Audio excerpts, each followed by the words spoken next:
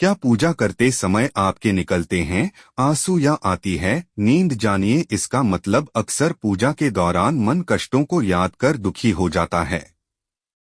दुखों से निपटारा पाने के लिए भगवान से प्रार्थना करने लगते हैं। इस दौरान आपने कभी महसूस किया होगा कि पूजा के दौरान हमारी आंखें नम हो जाती है।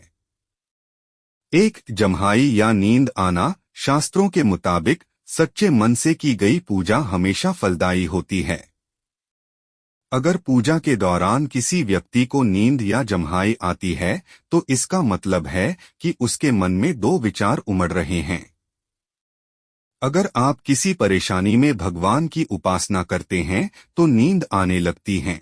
दो आंसू आना। शास्त्रों में बताया गया है कि अगर किसी व्यक्ति को पूजा के दौरान आंसू निकलते हैं तो समझना चाहिए कि भगवान आपको कोई संकेत दे रहे हैं।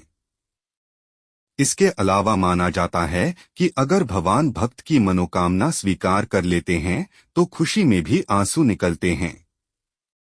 3 नकारात्मकता का संकेत। मान्यता है कि पूजा के दौरान जम्हाई या नींद आने का संकेत नकारात्मकता भी होती है।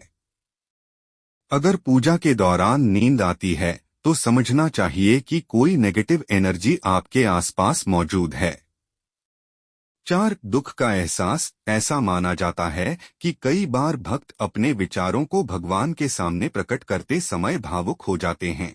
इस दौरान समझना चाहिए कि कुछ ऐसे विचार आपके हृदय में हैं जिन्हें आप सामने नहीं लाना चाहते हैं। उन्हें सामने लाते समय आपको दुख महसूस होता है।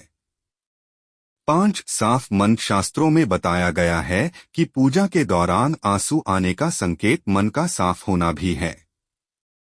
इस दौरान समझना चाहिए कि आप मन में व्याप्त बुराइयों पर जीत हासिल कर चुके हैं।